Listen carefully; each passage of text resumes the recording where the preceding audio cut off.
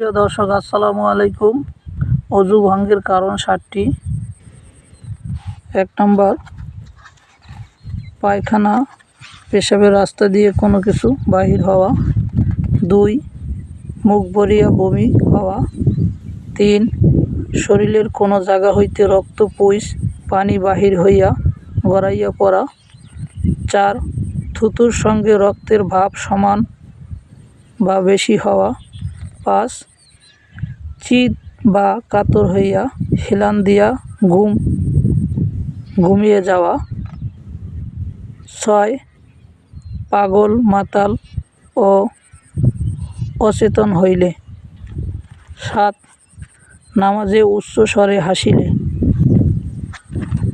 এগুলোর উপরে আমল করার তৌফিক দিক।